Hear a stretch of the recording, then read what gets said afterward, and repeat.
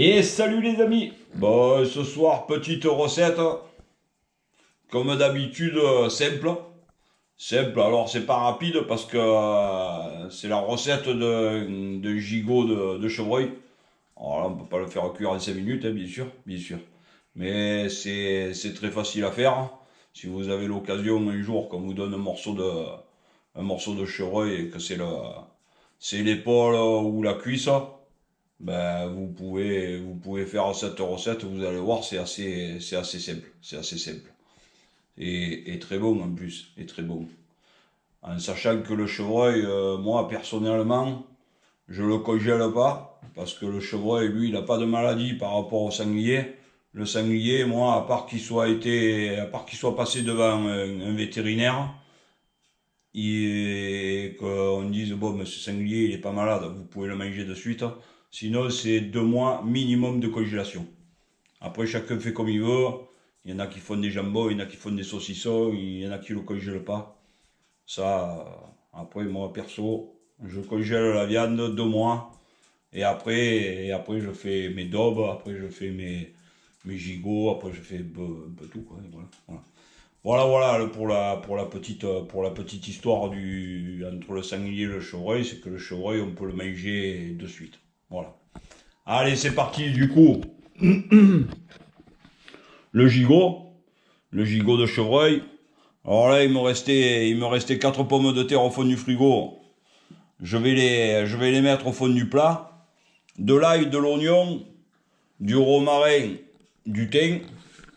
J'ai mis à décongeler des champignons aussi. Ils iront aussi au fond du plat. De la moutarde, de l'huile d'olive, sel, poivre. Voilà, voilà. Du coup, ça, c'est les ingrédients. C'est pas sorcier à avoir comme ingrédients. Et voilà, et voilà. Du coup, allez, on commence. On va faire d'abord le fond du plat. Et après, on s'occupe du gigot. Et on met au four. Et c'est parti. Allez, go. Bon, du coup, j'attaque. J'attaque par mes pommes de terre.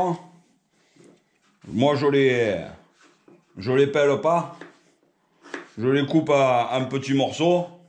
Je les coupe en petits morceaux. Ça fait le fond du plat. Ça fait le fond du plat.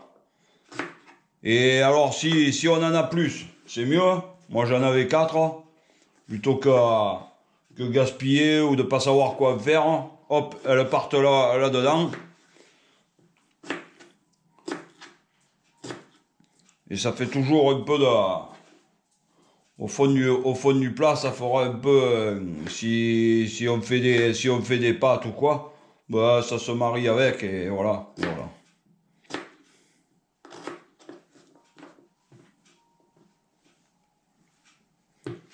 Ouais, là, on s'embête pas à faire des trucs précis. Après, c'est mon avis à moi, si vous voulez faire des jolis carrés, si vous voulez faire des dessins avec les pommes de terre, libre à vous, hein, c'est comme vous voulez. C'est comme vous voulez.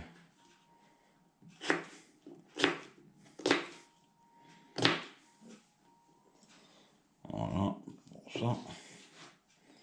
Bon, la planche est un peu pitchounette pour faire ça, mais je vais les éliminer dans le plat de cuisson.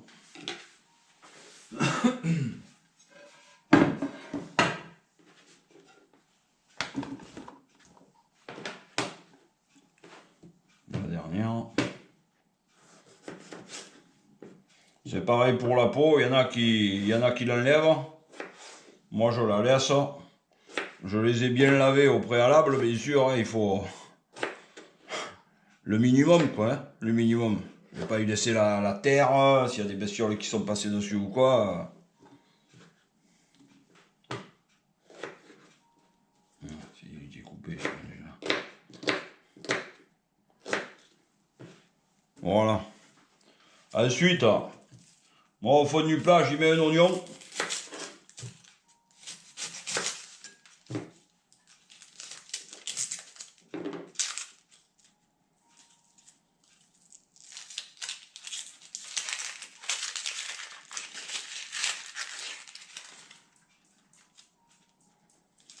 Et là, pareil, couper un petit bout. Au plus c'est coupé un petit bout, au plus ça dégage au plus ça dégage du parfum. Alors il y en a qui vont me dire ouais mais c'est pas comme ça qu'on coupe l'oignon, c'est pas comme ça qu'on fait ci, c'est pas comme ça qu'on fait ça. Moi je suis pas un chef, je suis pas un boucher. Moi je montre juste aux gens comment faire cuire du gibier et comment se régaler. Après si on veut devenir un professionnel, ben on va à l'école, on prend des cours. Mais moi, je vous fais voir comme moi je fais et c'est très bon comme ça. Ah, c'est sûr on peut peaufiner les recettes, on peut y ajouter beaucoup plus d'ingrédients, on peut couper d'une certaine façon. Mais après, si on veut faire autrement, on fait autrement. Mais voilà.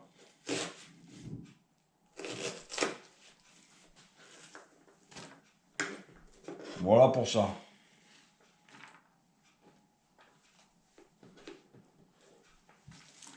Du coup là, je mélange un peu tout.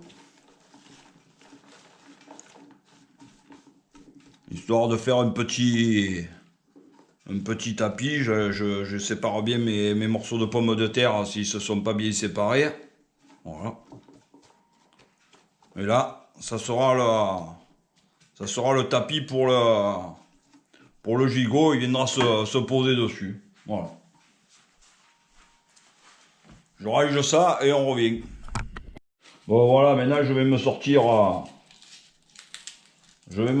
deux petits morceaux d'ail.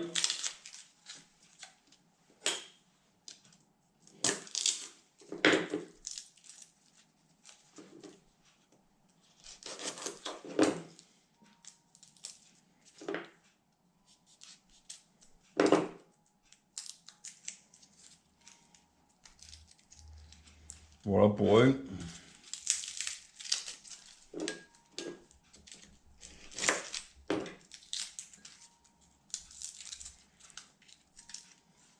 Voilà le deuxième, je leur enlève la peau. Et là, je vais les couper en deux. Voilà. Et voilà.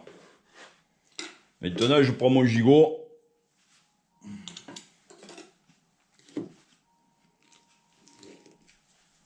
Je viens les mettre dedans. Voilà. Alors, si vous aimez beaucoup l'ail, vous pouvez en mettre plus. Mais déjà, deux, c'est pas mal.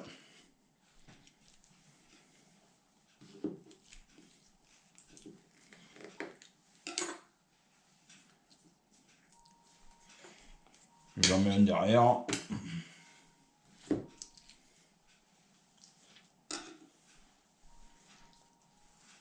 Et voilà. Là, mon gigot est presque prêt. Je vais le mettre de côté et je vais préparer la petite marinade que je lui mets dessus. Voilà, alors la petite marinade, elle est très simple. Je prends un peu d'huile d'olive.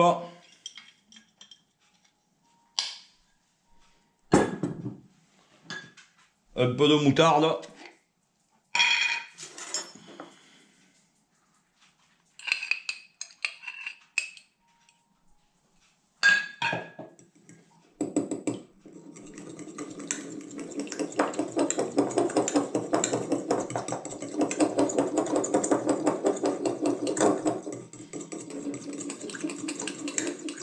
Et là, je fais un peu comme ah, c'est presque une mayonnaise, mais c'est pas une mayonnaise. Là, j'y rajoute un peu de poivre.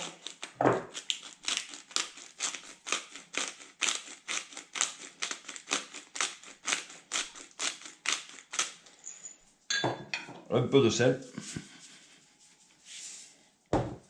Comme d'habitude, le sel, avec modération, parce que s'il n'y en a pas assez, on en rajoutera quand on mange. Mais s'il y en a trop, on ne peut pas l'enlever. Une fois que j'ai fait ça, Je prends mon plat. Je mets mon gigot.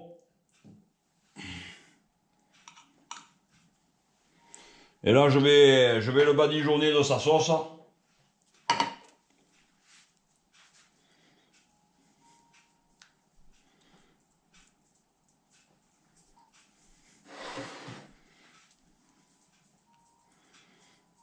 Voilà.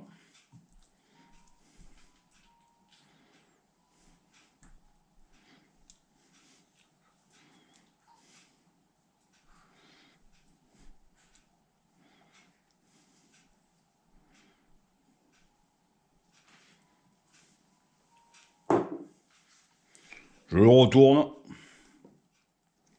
Et je fais pareil.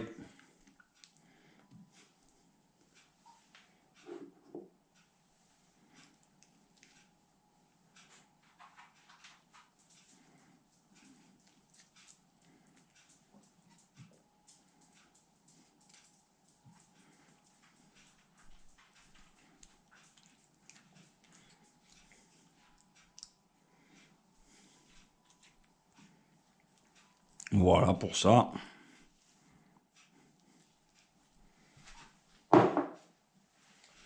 Une fois que j'ai fait ça, je vais le retourner. Parce qu'il y a toujours un sens où moi j'aime bien avoir vraiment la partie toute viande.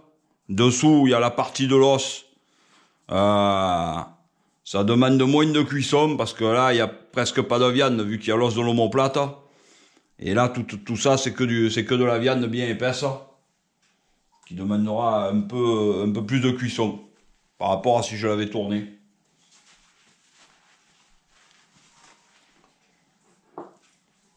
Là, j'y rebadigeonne un peu. J'y envoie toute mon huile là. Parce que le gaspillage, c'est interdit. L'huile va partir dans les pommes de terre. Ça, c'est fait. À partir de là, je prends un peu du romarin. J'en mets un peu à droite, à gauche, des petites branchettes. Voilà. Alors pas beaucoup parce que sinon vous allez casser le goût du chevreuil. Hein. Et là, un petit peu de thym. Un petit peu de thym sur le gigot. Et là, on est pas mal.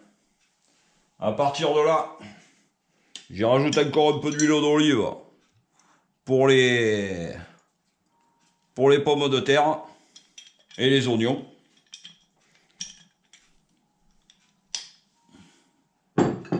Voilà. Je vais y ajouter mes champignons tout autour. Bon, ils sont pas décongelés, mais ils finiront en cuisant. Hein. Ils finiront en cuisant. Voilà. Là, j'en mets un peu tout autour pour bien donner du goût aux pommes de terre et un peu à la viande aussi. Hein. C'est un peu le but recherché là quand on ajoute des aliments comme ça.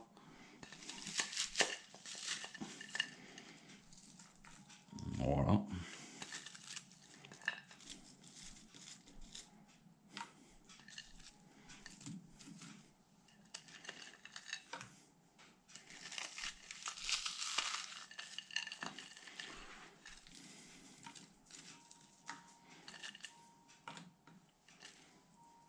Alors les champignons, c'est les champignons de peuplier.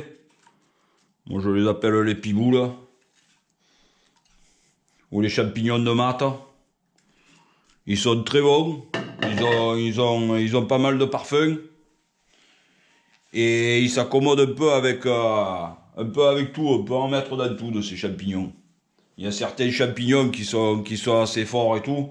On peut pas les accommoder avec tous les aliments, sinon ou ils vous cassent le goût, ou alors ils prennent le dessus sur le plat et c'est pas super. Voilà. Bon, dernier préparatif et après on envoie. Bon, mais là on est à la fin, on va bientôt pouvoir enfourner. Moi, mon petit truc, c'est que j'y rajoute un peu d'eau. Pour pas que ça brûle. Je sais pas, l'équivalent pour un grand plat comme ça, l'équivalent d'un gros verre d'eau. Mes patates baignent dans l'eau, mes champignons aussi, mes oignons aussi. Mon eau va s'évaporer. Ça va éviter que ça brûle. Et ça va cuire en même temps la viande dessous. Du coup, moi, pour protéger la viande pendant la cuisson, je mets un morceau d'aluminium dessus. Alors la petite technique, c'est que pour pas que ça se colle et pour qu'il y ait un peu de marge à l'aluminium, je mets 2 morceaux de pommes de terre. Ça me maintient le papier aluminium en l'air et ça fait un peu une cuisson à la vapeur. Après, si l'aluminium il touche un peu la viande, c'est pas la mort non plus. Là, je ferme bien comme il faut. Et voilà, mon plat est prêt à partir au four. Voilà. Bon, du coup, la cuisson, c'est à peu près entre 20 minutes et une demi-heure par kilo de viande. Là, le gigot fait à peu près 1,5 kg. Je vais partir sur 35 minutes. Et là, je regarderai, j'ouvrirai, parce qu'après, j'enlève le papier alu et je le laisse juste un petit peu roussir au-dessus pour qu'il prenne un peu une couleur dorée. Parce que sinon, il est fade, il est pas beau. Et puis, le petit goût de rôti, il est là, quoi. Il est là. Voilà. Allez, go, c'est parti pour 35 minutes et on se revoit quand je le sors. Allez, go. Bon, du coup, je vous ai donné le temps, mais je vous ai pas donné la température. La température, c'est 40 minutes à 170 degrés. Four froid.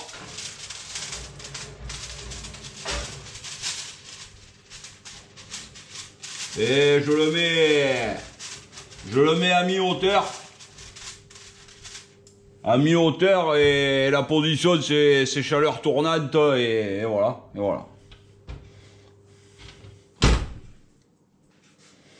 Du coup c'est parti pour 40 minutes les amis. Allez go. Bon, le four vient de sonner, 40 minutes. On va sortir le plat, un peu voir ce que ça donne. Il faut toujours un peu regarder parce que si ça se trouve, ça manque de cuisson. Si ça se trouve, c'est prêt. Et ça sert à rien d'attendre non plus. Après, autant c'est sec, autant c'est dur, autant c'est cramé. Voilà. Du coup, moi, j'y jette un coup d'œil au bout de 40 minutes. Ça sent pas le roussi, je veux dire, ça fume pas ni rien. On va regarder, on va un peu regarder l'intérieur de la viande comme c'est. Allez, go!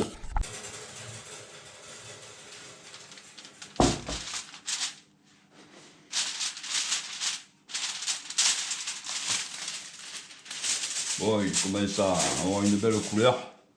Comme on a pu voir, les 2 pommes de terre, elles ont bien protégé le gigot. Ça s'est pas collé dessus, c'est nickel. On va y mettre un petit coup de couteau de travers. C'est ce qui va nous dire si c'est bon.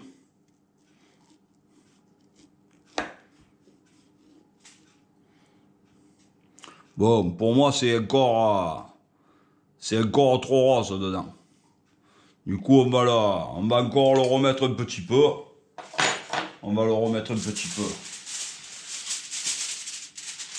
Et on reviendra voir dans un quart d'heure, 20 minutes. Allez, go. Bon, vu l'intérieur du gigot, Là, je relance la cuisson encore 20 minutes. Le chevreuil, c'est une viande assez fragile. Du coup, il vaut mieux le mettre trois quarts d'heure, une heure ou une heure et demie à 170 plutôt que de vouloir aller trop vite, mettre à 200 ou 220 et que ça soit du bois. Voilà. C'est pour ça que il faut le contrôler régulièrement en fonction de l'épaisseur, en fonction de l'âge de l'animal, en fonction du poids du gigot.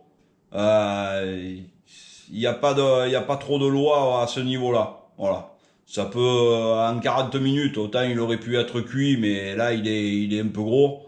C'était un joli chevreuil. Et s'il avait été un peu plus petit, si ça se trouve, c'était prêt. Après, j'avais juste à y mettre un peu le four sans le papier aluminium pour un peu le dorer dessus. Et c'était bon. Là, ça repart pour 20 minutes. Si ça se trouve, dans 20 minutes, ça sera encore pas assez. Je relancerai encore une cuisson. C'est comme ça. Si on veut une viande tendre et cuite comme il faut, sans que ça soit du bois, il faut faire comme ça. On peut aller plus vite, bien sûr. Je pourrais me mettre à 200 ou 220, mais après on se régale pas. S'il faut manger comme les hommes préhistoriques à deux mains ou quoi, voilà. Enfin, vous m'avez compris. Allez, go. À tout à l'heure. Bon, ça fait 20 minutes de plus. Je sors le gigot pour y jeter un œil.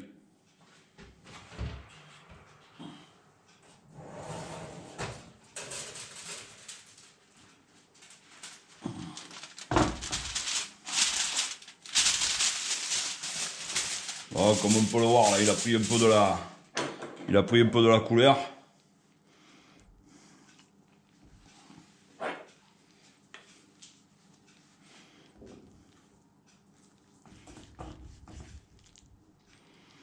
Et là, il commence à être pas mal, comme on peut le voir. Faut bien le couper au mieux. La viande est rosée. Du coup, à partir de là, je monte un peu la chaleur de mon four. Je enlève le papier alu, je le fais un peu dorer et il est prêt. Allez go, c'est parti.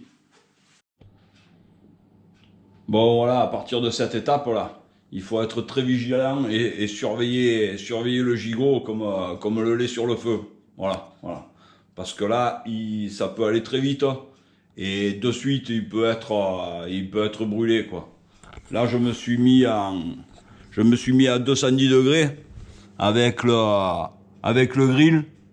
Du coup, là, il faut faire très attention de ne pas tout faire brûler, quoi. De pas tout faire brûler. Voilà. Là, je vais le faire cuire environ 10 minutes. 10 minutes en le surveillant comme il faut. Et on devrait être pas mal. Allez, go, c'est parti. Bon, voilà, je sais pas si vous pouvez voir. Les bords et le dessus, là, commencent un peu à frissonner et à changer de couleur. Ils deviennent marron.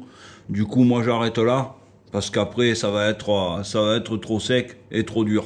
Ça fait même pas 10 minutes que j'ai mis le four à 200. Avec changement de température, j'ai mis la plaque en bas, la plaque en haut. Et du coup, là, ça va très vite. Du coup, ça devrait être bon. On va s'arrêter là. Allez, on le sort. Voilà.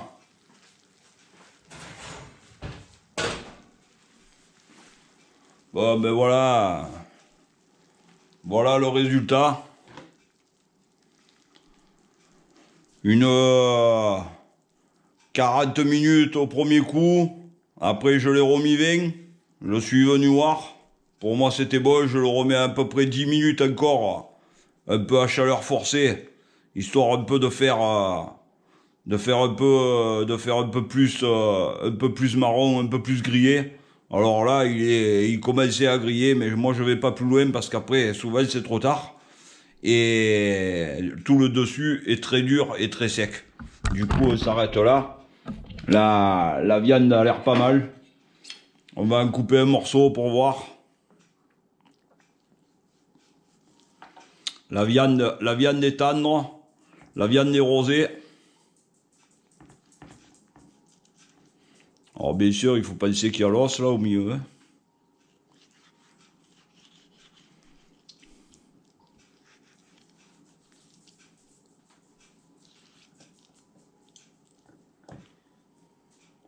Voilà, comme on peut le voir. Hein. La viande est pas saignante, mais elle est rosée à cœur, et c'est comme ça qu'il faut le manger. Après, attention, si vous aimez pas la viande trop rosée, ce que vous pouvez faire, c'est couper des tranches un peu épaisses, les remettre dans le jus, démonter l'os du cuisseau, le remettre dans le jus et le refaire cuire encore une petite demi-heure un peu à four chaud. Dans le jus, ça sera excellent aussi, hein. Mais ça sera moins tendre, ça sera moins bon. Voilà. J'espère que vous le voyez là. Hein. C'est rosé à cœur. Là, je vais enlever ça. Je vais vous le faire voir sur l'assiette.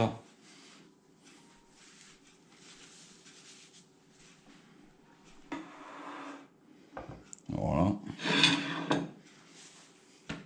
On va passer à l'instant dégustation.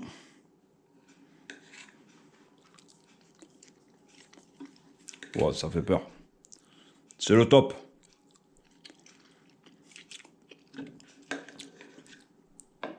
C'est le top du top. Alors là, on a l'impression que ça saigne, mais ça saigne pas. Hein, c'est le sang. C'est le sang de la viande rosée qui sort. Hein, c'est pas parce que c'est pas cuit. Hein, attention. Hein. C'est cuit comme il faut. Hein, c'est rosé à cœur, quoi. Et c'est très bon.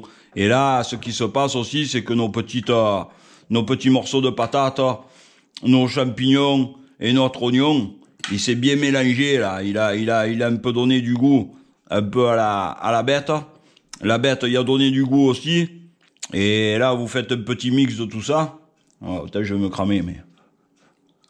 Oh, ouais, c'est trop chaud. Hop, hop, hop.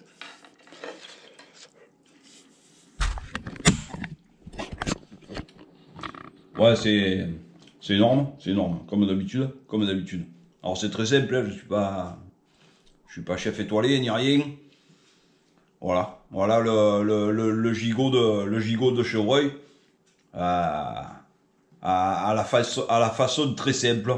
L'ail que j'ai planté dans la chair, là, ça donne un peu le goût à la chair aussi. L'oignon, les champignons, les pommes de terre, le romarin, le thym, la moutarde. Ça évite que ça sèche trop la viande avec l'huile. Et en plus, ça lui donne un petit goût. C'est parfait. Oh! Et voilà. Bon, ben du coup, à l'occasion, si on vous donne un gigot de chevreuil, essayez, vous verrez si vous n'avez pas d'autres recettes, c'est le top. Voilà les amis, la recette est terminée. Si vous avez des questions, n'hésitez pas. Ceux qui ne sont pas abonnés, abonnez-vous. Merci pour tous vos commentaires. Merci à tous mes abonnés. Merci à tous les autres aussi. Et on se dit à très vite. Allez, ciao, ciao les amis. Merci.